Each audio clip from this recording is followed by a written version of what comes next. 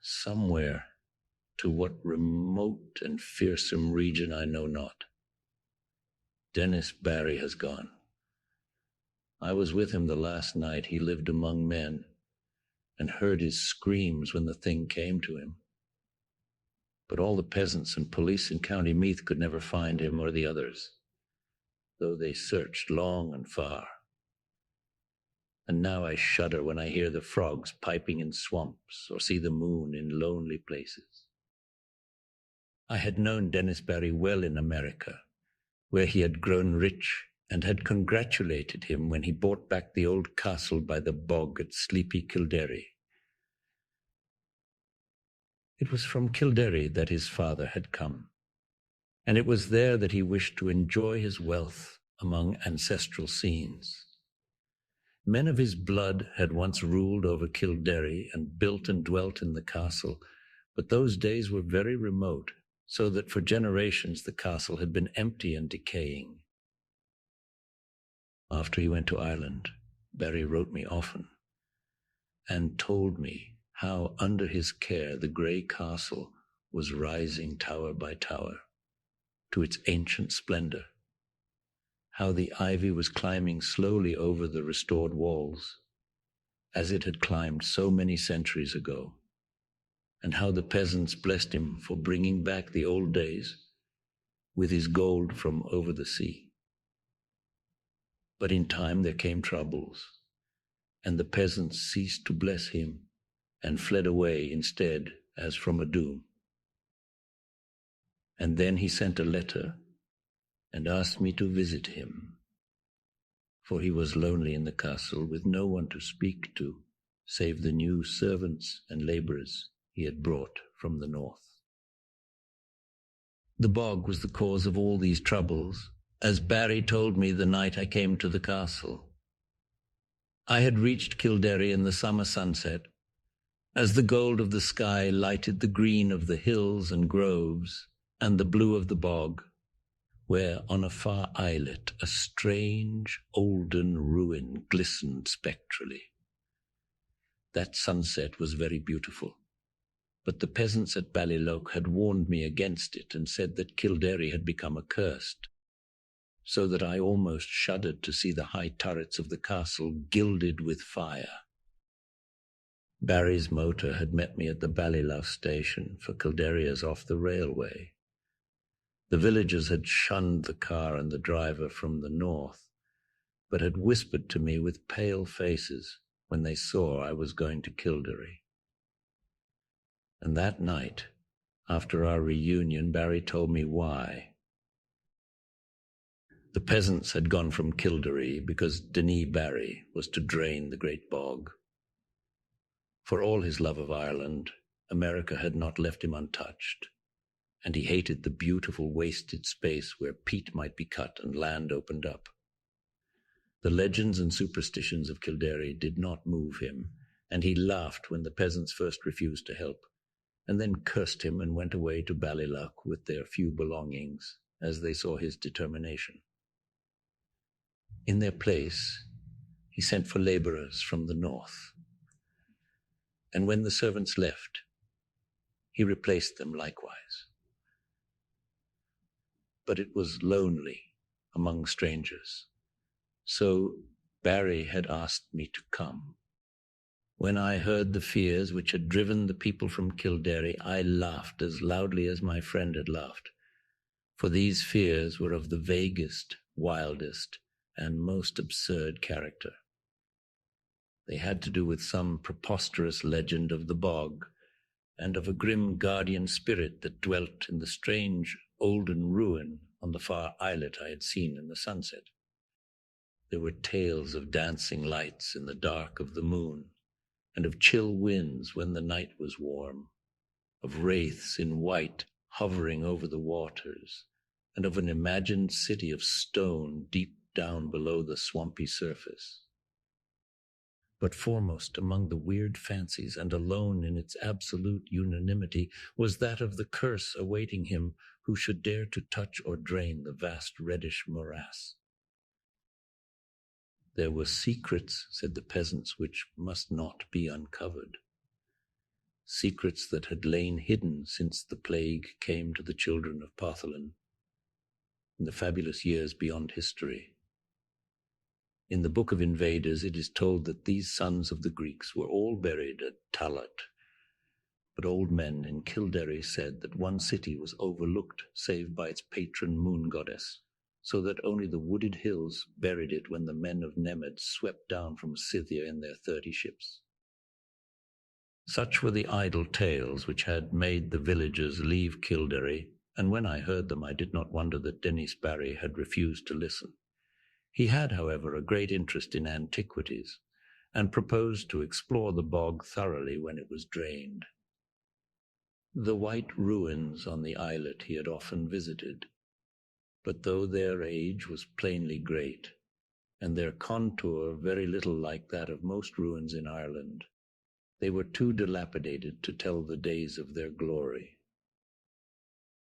Now the work of drainage was ready to begin, and the labourers from the north were soon to strip the forbidden bog of its green moss and red heather, and kill the tiny shell-paved streamlets and quiet blue pools fringed with rushes.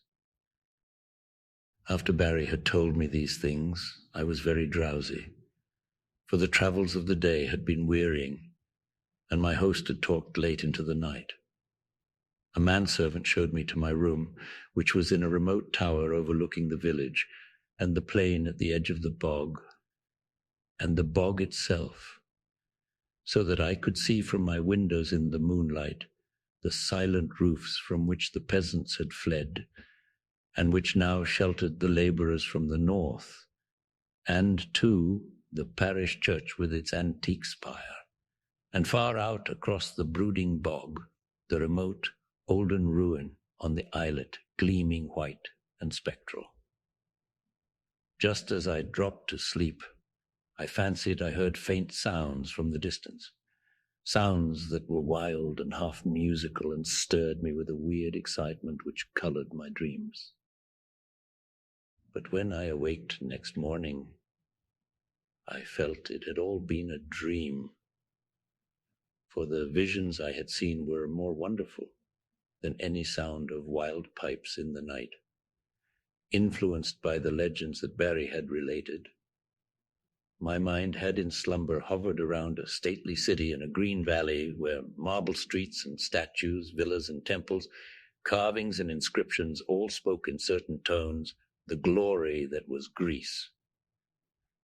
When I told this dream to Barry, we both laughed, but I laughed the louder because he was perplexed about his labours from the north. For the 6th time they had all overslept, waking very slowly and dazedly, and acting as if they had not rested, although they were known to have gone early to bed the night before. That morning and afternoon I wandered alone through the sun-gilded village and talked now and then with idle labourers, for Barry was busy with the final plans for beginning his work of drainage. The labourers were not as happy as they might have been, for most of them seemed uneasy over some dream which they had had, yet which they tried in vain to remember. I told them of my dream, but they were not interested till I spoke of the weird sounds I thought I had heard. Then they looked oddly at me, and said that they seemed to remember weird sounds too. In the evening, Barry dined with me and announced that he would begin the drainage in 2 days. I was glad, for although I disliked to see the moss and the heather and the little streams and lakes depart, I had a growing wish to discern the ancient secrets the deep matted peat might hide. And that night my dreams of piping flutes and marble peristyles came to a sudden and disquieting end.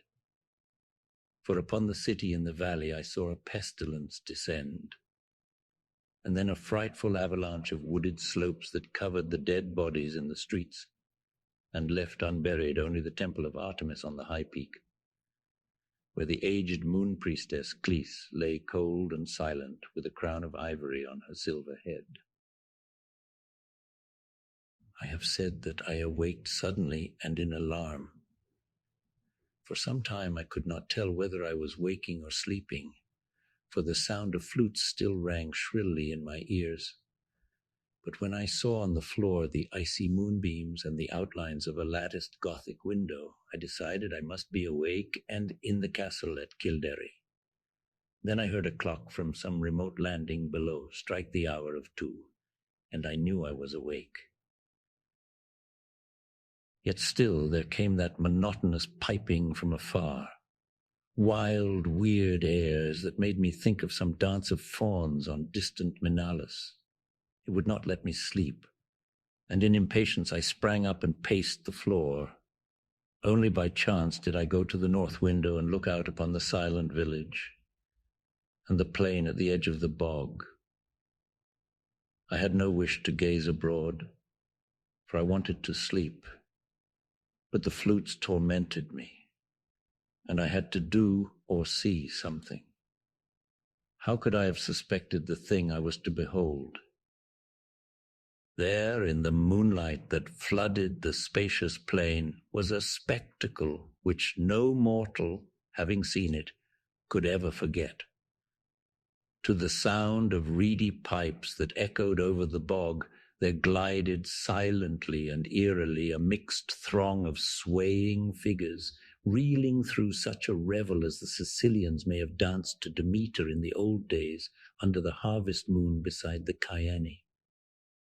The wide plain, the golden moonlight, the shadowy moving forms, and above all the shrill, monotonous piping, produced an effect which almost paralyzed me.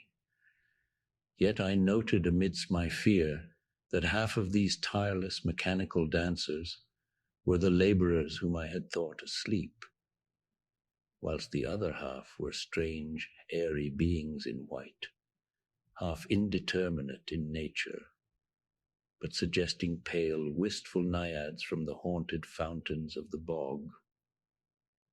I do not know how long I gazed at this sight from the lonely turret window before I dropped suddenly in a dreamless swoon, out of which the high sun of morning aroused me. My first impulse on awaking was to communicate all my fears and observations to Dennis Barry. But as I saw the sunlight glowing through the latticed east window, I became sure that there was no reality in what I thought I had seen. I am given to strange phantasms, yet am never weak enough to believe in them. So on this occasion contented myself with questioning the laborers who slept very late and recalled nothing of the previous night save misty dreams of shrill sounds. This matter of the spectral piping harassed me greatly, and I wondered if the crickets of autumn had come before their time to vex the night and haunt the visions of men. Later in the day, I watched Barry in the library, poring over his plans for the great work which was to begin on the morrow, and for the first time felt a touch of the same kind of fear that had driven the peasants away. For some unknown reason, I dreaded the thought of disturbing the ancient bog and its sunless secrets, and pictured terrible sights lying black under the unmeasured depth of age-old peat. That these secrets should be brought to light seemed injudicious, and I began to wish for an excuse to leave the castle and the village. I went so far as to talk casually to Barry on the subject, but did not dare continue after he gave his resounding laugh. So I was silent when the sun set fulgently over the far hills, and Kilderry blazed all red and gold in a flame that seemed a portent. Whether the events of that night were of reality or illusion, I shall never ascertain. Certainly they transcend anything we dream of in nature and the universe, yet in no normal fashion can I explain those disappearances which were known to all men after it was over. I retired early and full of dread, and for a long time could not sleep in the uncanny silence of the tower. It was very dark, for although the sky was clear, the moon was now well in the wane and would not rise till the small hours. I thought as I lay there of Denny Barry and of what would befall that bog when the day came, and found myself almost frantic with an impulse to rush out into the night, take Barry's car, and drive madly to Ballylough out of the menaced lands. But before my fears could crystallize into action, I had fallen asleep and gazed in dreams upon the city in the valley, cold and dead under a shroud of hideous shadow. Probably it was the shrill piping that awaked me. Yet that piping was not what I noticed first when I opened my eyes. I was lying with my back to the east window overlooking the bog, where the waning moon would rise, and therefore expected to see light cast on the opposite wall before me. But I had not looked for such a sight as now appeared. Light indeed glowed on the panels ahead, but it was not any light that the moon gives. Terrible and piercing was the shaft of ruddy refulgence that streamed through the Gothic window, and the whole chamber was brilliant with a splendor intense and unearthly. My immediate actions were peculiar for such a situation, but it is only in tales that a man does the dramatic and foreseen thing. Instead of looking out across the bog toward the source of the new light, I kept my eyes from the window in panic fear, and clumsily drew on my clothing with some dazed idea of escape.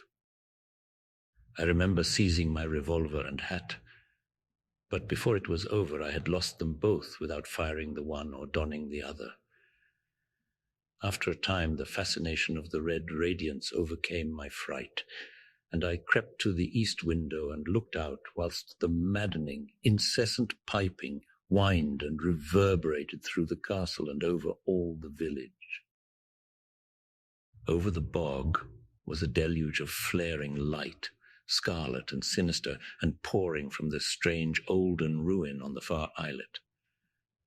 The aspect of that ruin I cannot describe. I must have been mad, for it seemed to rise majestic and undecayed, splendid and column-cinctured, the flame reflecting marble of its entablature, piercing the sky like the apex of a temple on a mountaintop. Flutes shrieked and drums began to beat, and as I watched in awe and terror, I thought I saw dark, saltant forms silhouetted grotesquely against the vision of marble and effulgence. The effect was titanic, altogether unthinkable, and I might have stared indefinitely had not the sound of the piping seemed to grow stronger at my left. Trembling with a terror oddly mixed with ecstasy, I crossed the circular room to the north window from which I could see the village and the plain at the edge of the bog. There my eyes dilated again with a wild wonder as great as if I had not just turned from a scene beyond the pale of nature. For on the ghastly, red-litten plain was moving a procession of beings in such a manner as none ever saw before, save in nightmares. Half gliding, half floating in the air, the white-clad bog wraiths were slowly retreating toward the still waters and the island ruin in fantastic formations, suggesting some ancient and solemn ceremonial dance. Their waving translucent arms, guided by the detestable piping of those unseen flutes, beckoned in uncanny rhythm to a throng of lurching laborers who followed dog-like with blind, brainless, floundering steps, as if dragged by a clumsy but resistless demon will. As the naiads neared the bog, without altering their course, a new line of stumbling stragglers zigzagged drunkenly out of the castle from some door far below my window, groped sightlessly across the courtyard and through the intervening bit of village, and joined the floundering column of laborers on the plain. Despite their distance below me, I at once knew they were the servants brought from the north, for I recognized the ugly and unwieldy form of the cook, whose very absurdness had now become unutterably tragic. The flutes piped horribly, and again I heard the beating of the drums from the direction of the island ruin. Then silently and gracefully the naiads reached the water and melted one by one into the ancient bog, while the line of followers, never checking their speed, splashed awkwardly after them and vanished amidst a tiny vortex of unwholesome bubbles, which I could barely see in the scarlet light. And as the last pathetic straggler, the fat cook, sank heavily out of sight in that sullen pool, the flutes and the drums grew silent, and the blinding red rays from the ruin snapped instantaneously out, leaving the village of doom lone and desolate in the wan beams of a new-risen moon. My condition was now one of indescribable chaos. Not knowing whether I was mad or sane, sleeping or waking, I was saved only by a merciful numbness. I believe I did ridiculous things, such as offering prayers to Artemis, Latona, Demeter, Persephone, and Plauton. All that I recalled of a classic youth came to my lips as the horrors of the situation roused my deepest superstitions. I felt that I had witnessed the death of a whole village, and knew I was alone in the castle with Dennis Barry, whose boldness had brought down a doom. As I thought of him, new terrors convulsed me, and I fell to the floor, not fainting, but physically helpless. Then I felt the icy blast from the east window where the moon had risen, and began to hear the shrieks in the castle far below me. Soon those shrieks had attained a magnitude and quality which cannot be written of, and which make me faint as I think of them. All I can say is that they came from something I had known as a friend. At some time during this shocking period, the cold wind and the screaming must have roused me, for my next impression is of racing madly through inky rooms and corridors and out across the courtyard into the hideous night. They found me at dawn, wandering mindless near Ballylaw. But what unhinged me utterly was not any of the horrors I had seen or heard before. What I muttered about as I came slowly out of the shadows was a pair of fantastic incidents which occurred in my flight. Incidents of no significance, yet which haunt me unceasingly when I am alone in certain marshy places or in the moonlight. As I fled from that accursed castle along the bog's edge, I heard a new sound. Common, yet unlike any I'd heard before at Kilderry. The stagnant waters, lately quite devoid of animal life, now teemed with a horde of slimy, enormous frogs, which piped shrilly and incessantly in tones strangely out of keeping with their size. They glistened bloated and green in the moonbeams and seemed to gaze up at the fount of light. I followed the gaze of one very fat and ugly frog and saw the second of the things which drove my senses away. Stretching directly from the strange olden ruin on the far islet to the waning moon, my eyes seemed to trace a beam of faint, quivering radiance, having no reflection in the waters of the bog. And upward, along that pallid path, my fevered fancy pictured a thin shadow slowly writhing, a vague, contorted shadow struggling as if drawn by unseen demons. Crazed as I was, I saw in that awful shadow a monstrous resemblance, a nauseous, unbelievable caricature, a blasphemous effigy of him who had been Dennis Barry. We hope you have enjoyed this rendition of H.P. Lovecraft's The Moon-Bog. Please consider liking, subscribing, and also hitting the notification bell for the latest audiobook upload. Thank you for listening.